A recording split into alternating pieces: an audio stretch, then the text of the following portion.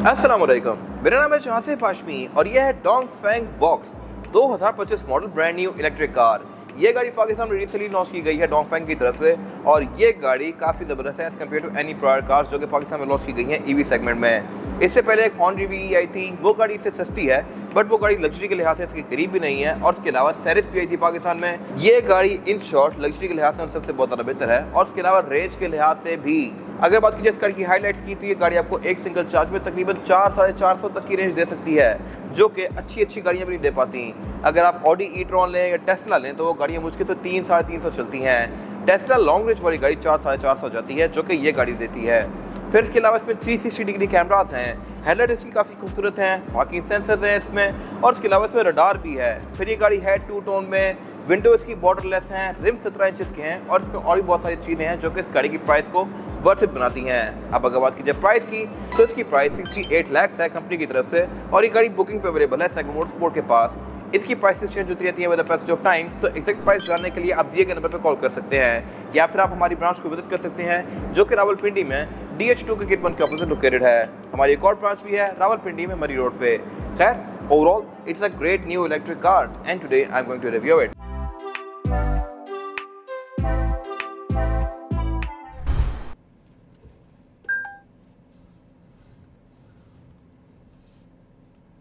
Let's start with the exterior of this car. Design language के लिहाज से ये गाड़ी आपको देखने में आ रही हो जाए कि कोई ईवी है, क्योंकि इसके फ्रंट पे ये DRL कंटिन्यू कर रही है एंड टू एंड, जैसा कि मोस्टली ईवीज या हाइब्रिड्स में आती हैं। फिर इसके अलावा इसके कलर्स वगैरह भी काफ़ी यूनिक हैं और बाकी फीचर्स के लिहाज से भी ये गाड़ी अच्छी खासी इक्विप्ड है। अगर बात कीजिए फिलहाल हेडलाइट की तो इसकी हेडलाइट की 2 पार्ट्स में है और इसमें DRL काफ़ी बड़ी सारी कंटिन्यू कर रही है एंड टू एंड। फिर इसमें ये बाइसन ऑपरेशन लेंथ दिया गया है जो कि लो और हाई दोनों के लिए काम करता है। फिर यहाँ पे ऊपर एक बैजिंग दी गई है जो कि नामी की है। इस गाड़ी को बहुत सारी कंट्रीज में नामी भी कहा जाता है, वैसे ही जैसा कि मज़दा कैरल होती है और सुजुकी ऑल्टो होती है, निसान पिनो होती है ये गाड़ियाँ सारी की सारी सेम ही, लेकिन हर जगह इनके नाम अलग होते हैं। बाकी अगर बात कीजिए इस गाड़ी के लोगों की तो ये काफ़ी हद तक DFS के जैसा ही है और DF बेसिकली डोंगफेंग है और आई एम नॉट श्योर कि आगे क्या बनेगा। अगर आपको पता है कमेंट सेक्शन में मेंशन कीजिएगा। फिलहाल अगर बात कीजिए इसके बम्पर की तो फ्रंट इसका बिल्कुल ही सिंपल रखा गया है। यहाँ पे कोई ग्रिल नहीं है क्योंकि इस गाड़ी को ज़रूरत ही नहीं है, इसमें इंजन नहीं आता, लेकिन नीचे यहाँ पे ये कुछ ग्रिल्स दी गई हैं जहाँ से ये गाड़ी हवा से करके AC वगैरह को हवा देती है। बाकी इसमें फिर पार्किंग सेंसर्स दिए गए हैं फ्रंट पे जो कि यहाँ पे साइड से आते हैं और ये गाड़ी आपको साइड के ऑब्स्टिकल भी इंडिकेट करेगी, बड़ी मर्सिडीज या BM वगैरह की तरह। और फिर सेंटर में यहाँ पे एक कैमरा भी दिया गया है जो कि आपको इसके फ्रंट का व्यू देगा और व्यू भी सिर्फ सिंपल 2D नहीं बल्कि आपको पैनोरामिक व्यू भी देता है, तो ये भी एक मेरे ख्याल से बड़ी ज़बरदस्त चीज़ है। और जहाँ तक बात इस गाड़ी की साइड प्रोफाइल की तो साइज़ के लिहाज से भी ये गाड़ी डिसेंट है, ये विड्थ वगैरह से ज़्यादा बड़ी है और इंप्रेशन इसका स्टॉनिक वगैरह से भी ज़्यादा हैवी आता है। फिर इसके अलावा रिम इस गाड़ी में 17 इंचेस के आते हैं, इन पर डिटेल में बात करूंगा मैं आगे जाके। साइड मिरर्स के रिट्रैक्टेबल हैं और ये हैं भी डिफरेंट कलर में एज कम्पेयर टू बॉडी। ये गाड़ी 2 टोन में है, रूफ और साइड मिरर इसके वाइट में दिए गए हैं। फिर इन साइड मिरर में नीचे यहाँ पे इंडिकेटर्स भी दिए गए हैं जो कि इस कैटेगरी में बहुत ही कम गाड़ियाँ ऑफर कर रही हैं और इसके साइड मिरर भी अंदर से आप एडजस्ट कर सकते हैं बैठ के। लॉक अनलॉक करने पे ये फोल्ड अनफोल्ड भी होते हैं और बाकी यहाँ पे सब कुछ फिर अगेन बिल्कुल प्लेन सा है। इसके डोर हैंडल्स बहुत इंटरेस्टिंग हैं, इस तरह से कि आप इस गाड़ी को लॉक करते हैं तो ये बॉडी के साथ फ्लश हो जाते हैं, वैसे ही जैसा कि नई टेस्ला या नई मर्सिडीज में आ रहे हैं S क्लास में। जैसे आप इस गाड़ी को अनलॉक करते हैं तो ये डोर हैंडल बॉडी से बाहर आते हैं और फिर आप इसको इस तरह से खोल सकते हैं और ये बहुत नीट सा डिज़ाइन है।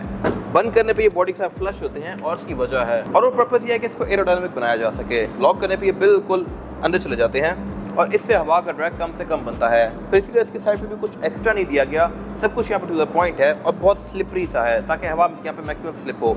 अनलॉक करने पे ये बाहर आता है, आप इसको इस तरह से खोलेंगे और इसके अलावा इसमें अंदर फिजिकल रिलीज भी दिए हुए हैं, प्रॉपर की होल जहाँ पे आप चाबी सेट करके इनको अनलॉक कर सकते हैं अगर ये गाड़ी डेड हो जाए तो। बाकी इसके अलावा इसकी डोर्स की विंडोज़ जो है ये काफ़ी इंटरेस्टिंग है। अगर मैं इसका डोर खोलूँगा तो इसकी विंडो रोल डाउन होगी, वैसे ही जैसा कि कैब्रियोलेट कार्स में होती है और ये विंडोज़ हैं भी फ्रेमलेस। बंद करने पे ये विंडो थोड़ा सा रोल अप होती है लाइक दिस और फिर ये सील हो जाती है। बाकी इसकी विंडोज़ में भी जगह जगह इसकी नामी की बैजिंग दी गई है और इसके अलावा ये गाड़ी बनी हुई भी है, तो इस पर डिटेल्स में काफ़ी वर्क किया गया है। और जहाँ तक बात है इसकी ग्राउंड क्लियरेंस की तो ये भी इसकी काफ़ी डिसेंट है, ये ज़मीन से अच्छी खासी ऊंची है और पाकिस्तान में आपको कहीं भी तंग नहीं करेगी क्योंकि एक तो इसमें रिम अच्छे खासे बड़े हैं 17 इंचेस के, फिर टायर भी इसका काफ़ी मोटा है। रूफ इसकी वाइट कलर में है, ये मोस्टली कलर्स में वाइट ही आती है और इसके अलावा इसकी विंडोज़ के बाद ये जाके फ्रिल्स बैक पे कंटिन्यू कर जाती हैं और यहाँ पर डोंगफेंग की बैजिंग दी गई है और इसकी ओवरऑल डिज़ाइन लैंग्वेज काफ़ी खूबसूरत है। कट लाइन्स यहाँ पे बिल्कुल मिनिमलिस्टिक सी दी हुई हैं, बैक पे भी इसमें एंट्री एग्जिट काफ़ी आसान है और इसके अलावा पार्किंग सेंसर्स यहाँ पे भी साइड से दिए गए हैं जो कि आपको यहाँ तक ऑब्स्टिकल इंडिकेट करते हैं। सबसे इंटरेस्टिंग चीज़ इस गाड़ी की ये है कि इसमें बैक पे भी प्रॉपर डिस्क ब्रेक दी गई हैं, जबकि ये चीज़ सिटी या यारिस भी ऑफर नहीं करती। सिविक या कोरोला में आपको बैक पे ये डिस्क ब्रेक देखने को मिलेंगी, लेकिन इस छोटी सी गाड़ियों में ये दी गई हैं। तो ये मेरे ख्याल से एक बेस्ट चीज़ है। ना ये रेस में आती हैं, ना ये स्टॉनिक में आती हैं, मोस्टली गाड़ियाँ ऑफर नहीं करती इस साइज़ की। और अब अगर बात की जाए इस गाड़ी के रेयर एंड की, तो ये भी पूरी गाड़ी की तरह काफ़ी क्यूट सा है। टेल लाइट्स की ये पूरी एलईडी में है जो कि डिज़ाइन के लिहाज से बहुत ज़्यादा खूबसूरत है। और इसके अलावा यहाँ पे बहुत सारी बैजिंग दी गई है, डोंगफेंग की, बॉक्स की, और फिर यहाँ पे काफी सारी ब्रांडिंग हुई भी है। लेकिन अपना लोग इस गाड़ी का काफी क्लीन सा है बैक पे। ये भी ऑलमोस्ट टू टोन ही है, इस तरह से कि ये वाला एरिया इसका ब्लैक आता है इरिस्पेक्टिव ऑफ कलर। बाकी ये गाड़ी क्योंकि पाकिस्तान में लॉन्च की गई है तो इसकी विंडोज वगैरह प्राइवेसी वाली नहीं है, ये नॉर्मल है। और बाकी ब्रेक लैंप वगैरह यहाँ पे दिए गए हैं, लेकिन फीचर्स के नाम पे इसमें बैक पे पार्किंग सेंसर्स भी हैं। तो ये एक बहुत ज़बरदस्त चीज़ है। एग्जॉस्ट इसमें बैक पे आता ही नहीं है क्योंकि ये एक ईवी है। यहाँ पे ये एक नीचे अलग से एरिया दिया गया है जिस पर रिफ्लेक्टर्स और इंडिकेटर दिए गए हैं। जहाँ तक बात है ट्रंक कैपेसिटी की, तो ये भी इसकी डिसेंट है। यहाँ पर आप 4 से 5 लोगों का लगेज इजीली एडजस्ट कर सकते हैं। ट्रंक इसकी आगे की तरफ भी स्पेशियस है और नीचे की तरफ भी डीप है। चार्जर इसका कंपनी से ही आता है और इसमें चार्जिंग पोर्ट एक आगे राइट पे दिया गया है। आम चार्जिंग पे ये गाड़ी आपको तकरीबन 6 से 7 घंटे में चार्ज होकर देगी, जबकि अगर आप इसको फास्ट चार्ज करते हैं कहीं पेड चार्जर पे तो ये गाड़ी तकरीबन 3 या 2 घंटे भी फुल चार्ज हो सकती है, डिपेंडिंग अपॉन द चार्जर। बाकी इसमें फिर पंक्चर रिपेयर किट आती है, स्टेपनी यहाँ पे नहीं दी गई, ना ही उसके रखने की जगह है। और इसके अलावा रेयर बेंचेस के फोल्डेबल हैं। बैक पे नीचे लेफ्ट साइड पे यहाँ पे इसका रिवर्स दिया गया है और राइट साइड पे इसकी रेयर फॉग दी गई है। इंडिकेटर इसके टेल लाइट्स के अंदर ही आते हैं। और अब अगर बात की जाए इस गाड़ी के इंटीरियर की, तो ये भी मोस्टली इलेक्ट्रिक कार से ज़्यादा लग्जरियस है। यहाँ पे इंस्पिरेशन काफी हद तक टेस्ला से ली गई है, लेकिन फीचर्स के लिहाज से ये गाड़ी BMW, टेस्ला और भी बहुत सारे इलेक्ट्रिक कार्स को कंबाइन करती है। और इसके अलावा इस प्राइस पॉइंट पे आपको इतनी लग्जरी मेरे ख्याल से और किसी कार में नहीं मिलती। अगर बात की इसके स्टीयरिंग व्हील की, तो ये बॉटम कट है और इसका ऊपर भी फ्लैट है और ये वैसे ही डिजाइन है जैसे कि परफॉर्मेंस कार्स में आता है। ये है भी पूरा ही स्टीयरिंग व्हील लेदर स्टिच और ये है भी टू टोन में पूरे ही इंटीरियर की तरह, प्योर व्हाइट और ब्लैक के कॉम्बिनेशन में। तो ये स्टीयरिंग व्हील है भी मल्टीमीडिया वाला और इसके अलावा क्रूज कंट्रोल भी इस पर दिया गया है जो कि एडॉप्टिव है।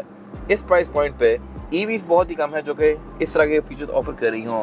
बाकी इसमें फिर ये नॉर्मल लोगो वगैरह दिए गए हैं और हेडलाइट का जो कंट्रोल है, डिपर वगैरह, वो इसका लेफ्ट पे दिया गया है और इंडिकेटर के कंट्रोल भी इसमें लेफ्ट पे दिए गए हैं ब्रिटिश कार्स की तरह। लेकिन इसकी हेडलाइट का ऑन ऑफ करने का स्विच कोई प्रॉपर नहीं दिया गया। हेडलाइट्स को ऑन करने के लिए मैं स्क्रीन के अंदर जाऊंगा, वो सब किस तरह से काम करता है मैं कवर करूंगा आगे जाके। फिर अलग बात की राइट साइड की, तो इसमें गियर सेलेक्टर दिया गया है जो कि सेम वैसा है जैसा कि मर्सिडीज में आते हैं।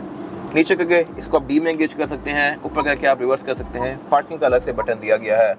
मीटर इसका मेरे ख्याल से बेहतर हो सकता था। ये काफी हद तक हॉन्डा VE के मीटर से मिलता जुलता है। उसका मीटर भी इतना छोटू सा था और इसमें बेसिक चीजें शो करवाती थी गाड़ी। इसकी क्वालिटी उससे बेहतर है, लेकिन साइज मोर और लेस वैसा ही है। यहाँ पे गाड़ी आपको गेज, ट्रेस, चार्ज रेंज वगैरह शो करवाएगी। फिलहाल ये गाड़ी ऑलमोस्ट पूरी चार्ज है और 357 की रेंज शो करवा रही है। फुल होकर आई एज्यूम कि ये गाड़ी 400 किलोमीटर पहुंच जाएगी और मेरे ख्याल से ये इस कैटेगरी के लिहाज से बहुत अच्छी रेंज है। टेस्ला भी आपको लॉन्ग रेंज परफॉर्मेंस वाली गाड़ियाँ इतनी रेंज देती हैं, 400-450 की। सिंपल गाड़ी वो भी तकरीबन 250-300 चलती हैं। तो मेरे ख्याल से ये गाड़ी एक अच्छा मूव है। और इसके अलावा बाकी डैशबोर्ड पीछे ये काफ़ी खूबसूरत दिया गया है। इस पर पिक्सेलेटेड सा पैटर्न दिया गया है और इसके अलावा इसमें एम्बिएंट लाइटिंग भी आती है इस प्राइस पॉइंट पे। एयरवेंट्स के आसपास इसकी एम्बिएंट लाइटिंग कंटिन्यू करती है। डोर पैनल्स में एम्बिएंट लाइट्स दी गई हैं जो कि काफ़ी खूबसूरत हैं और ब्लू कलर की हैं। और डैशबोर्ड के सेंटर में इसकी काफ़ी बड़ी स्क्रीन दी गई है जो कि फ्लोटिंग पैनल है, यानी कि डैशबोर्ड से अलग से ऊपर निकला हुआ है। इसमें ये गाड़ी ब्लूटूथ ऑफ नेविगेशन, USB ये सारे फीचर्स ऑफर करती है। एंड्रॉइड ऑटो, एप्पल कारप्ले वगैरह नहीं आता, लेकिन आप अपना फोन इसके साथ मिरर कर सकते हैं। फिर सिर्फ यही नहीं, ये गाड़ी 360 डिग्री कैमरा सेटअप भी ऑफर करती है जिसके व्यूज आप यहाँ से देख सकते हैं। और इसके अलावा इसमें पैनोरामिक व्यू भी आता है, फ्रंट का भी, बैक का भी। आप 2D 3D के बीच में स्विच करके इसके डिफरेंट एंगल्स को सिलेक्ट कर सकते हैं, लाइक दिस। और अब अगर बात कीजिए इसकी सेंटर स्क्रीन की, तो ये भी बहुत इंटरेस्टिंग है। इस तरह से क्लाइमेट कंट्रोल देखा जाए तो ये तो है तो डुअल जोन जो कि इस कैटेगरी में बहुत कम गाड़ियों में आता है। फिर एट द सेम टाइम इसकी ड्राइवर की सीट हीटेड प्लस वेंटिलेटेड है। वेंटिलेट सीट को अगर मैं ऑन करता हूँ तो ये मैक्स आउट हो जाती है, लेकिन इसके 3 लेवल्स हैं। जैसे जैसे मैं क्लिक करूंगा तो फैन की लीव्स कम होते जाएंगे, लाइक दिस। 3 लेवल्स हैं इसके। Same goes for heated seat, इसकी भी 3 लेवल्स हैं। लेकिन ये सिर्फ ड्राइवर की सीट हीटेड वेंटिलेटेड है, पैसेंजर की सीट नॉर्मल है। फिर ड्राइवर की सीट के अंदर मेमोरी फंक्शन भी आता है, प्लस ये इलेक्ट्रॉनिकली एडजस्टेबल भी है। इसको मैं बटन से आगे पीछे कर सकता हूँ।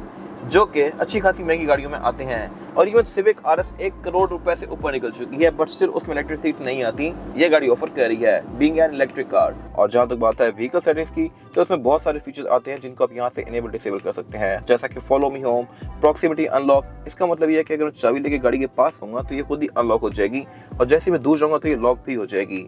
लाइटिंग में अगर मैं जाता हूँ तो यहाँ पे इसकी एम्बिएंट लाइट्स दी गई हैं, जिनको मैं RGB कलर्स में स्विच कर सकता हूँ इस तरह से, और ये भी काफ़ी ब्राइट हैं। इनकी ब्राइटनेस को भी एडजस्ट कर सकते हैं। फिर इसके अलावा अगर मैं जाता हूँ एक्सटीरियर लाइट्स पे, तो यहाँ पे इसकी हेडलाइट्स में ऑटोमेटिक फीचर भी आता है, तो इसकी हेडलाइट्स भी इंटेलिजेंट हैं, यानी कि अगर मैंने बीम की भी है और आगे से कोई गाड़ी आ रही है तो ये खुद ही लो बीम कर देगी। फिर इसमें रेड फॉग भी आती है, हेडलाइट्स के डिले में एडजस्ट कर सकता हूँ। ड्राइविंग असिस्टेंस में भी काफी सारे फीचर्स आते हैं, और इसकी आप सेंसिटिविटी को भी एडजस्ट कर सकते हैं यहाँ से। फिर इसके अलावा इसकी ड्राइविंग सीट में भी 3 मैग्नेट फंक्शन आते हैं, और जहां तक बात है कनेक्टिविटी की, तो इसमें आप फोन भी मिरर कर सकते हैं लाइक दिस। फिर सिर्फ यही नहीं, इस स्क्रीन में कुछ प्री डिफाइंड मोड्स दिए गए हैं, जैसे कि बेबी केयर। अब इस मोड में गाड़ी हवा को थोड़ा सा स्लो कर देगी, वॉल्यूम को कम कर देगी। इसी तरह अगर मैं इसको पार्किंग मोड करता हूँ तो ये भी पार्किंग के हिसाब से एडजस्ट कर देगा सारा कुछ। इसी तरह अगर मैं जाता हूँ रेन एंड स्नो पे, तो ये गाड़ी बारिश के हिसाब से खुद ही हवा को एडजस्ट करेगी, इस तरह से कि अब गाड़ी की हवा आपने देखा होगा खुद ही विंड स्क्रीन के ऊपर हो गई है। बारिश में गाड़ी की विंड स्क्रीन वगैरह पे स्मॉग आ जाती है, तो उसको क्लियर करने के लिए गाड़ी खुद हवा बाहर की कर देगी, और इसके अलावा विंड स्क्रीन डिफॉगर ऑन कर देगी। तो ये सारी चीजें मेरे ख्याल से काफी इंटरेस्टिंग है। गाड़ी को लॉक अनलॉक यहीं से कर सकता हूँ लाइक दिस। फिर इसमें ऑटो पार्किंग भी आता है। टेस्ला की तरह आप मोस्टली कंट्रोल इस गाड़ी के यहीं से यूज करेंगे। डैशबोर्ड इसका पूरा ही लेदर की फिनिश में है। नीचे वाला एरिया ये है भी ऑलमोस्ट आइवरी कलर, थोड़ा सा इसमें ग्रे शेड है, और इसमें मेरे ख्याल से मेल कंपैरेटिवली आइवरी से कम नजर आएगी। इसमें क्रॉस स्ट्रिप पैटर्न दिया गया है, 2 बेल्ट दी गई हैं, और उनके नीचे पे इसका स्टोरेज कंपार्टमेंट दिया गया है। ये कंपार्टमेंट थोड़ा सा वियर्ड है क्योंकि ये स्लाइड होता है, इसको मैं इस तरह से बाहर निकाल सकता हूँ, लेकिन यहाँ पर आप कोई बड़ी चीज नहीं रख सकते। आम गाड़ियों में दराजें होती हैं जहाँ पर आप पूरी बोतल या बुक या कुछ बड़ा रख सकते हैं, बट इस कार के केस में ऐसा नहीं है। इसमें एक छोटी सी जगह है, तो ये बेसिकली स्टोरेज कंपार्टमेंट का और डॉक्यूमेंट होल्डर आ रहा है। यहाँ पर अपना पेन बुक वगैरह रख सकते हैं। इसका ऑनर मैनुअल यहाँ पे पड़ा हुआ है, और इसके अलावा यहाँ पे कोई बहुत ज़्यादा जगह नहीं है। इस कंपार्टमेंट के अंदर इसके एल्केंटाना दिया गया है, तो ये मेरे ख्याल से काफ़ी अच्छी चीज़ है। और इसके अलावा फिर नीचे यहाँ पे इसके पावर आउटलेट वगैरह आते हैं, नीचे स्टोरेज कंपार्टमेंट्स हैं अच्छे खासे, और नीचे यहाँ पे फिर एक और स्टोरेज कंपार्टमेंट दिया गया है, और अगर इसकी चाबी डेड हो जाए तो वो आप यहाँ पे प्रेस करके इस गाड़ी को ऑन कर सकते हैं। फिर उसके ऊपर एक और ये फ्लोटिंग पैनल है, जो कि लुक्स के लिहाज से तो बहुत खूबसूरत है ही, लेकिन इसका फंक्शनल पर्पस भी है, और वही है कि इसमें वायरलेस चार्जर दिया गया है। ये अगर मेरे ख्याल से एक बहुत ज़बरदस्त चीज़ है, और इसके वायरलेस चार्जर के साथ यहाँ पे एयर वेंट्स भी दिए गए हैं। ये आम वायरलेस चार्जर नहीं है, ये फास्ट वायरलेस चार्जर है, तो ये फ़ोन को आपका तेज़ चार्ज करेगा, और एट द सेम टाइम इसमें फ़ोन को गर्म होने से बचाने के लिए एयर वेंट्स भी दिए हुए हैं। Nice and natural detail being a Chinese car. इस पैनल के नीचे एम्बिएंट लाइटिंग दी गई है। सेंटर में इसका ये सेंटर कंसोल दिया गया है, जो कि अगेन अच्छा खासा डीप है। इस कैटेगरी में सेंटर कंसोल मोस्टली गाड़ियों में आते ही नहीं है। मैंने इससे पहले सेरेस का रिव्यू किया हुआ है, सेरेस C EV का, बट ये गाड़ी उससे एक बेहतर ऑप्शन है।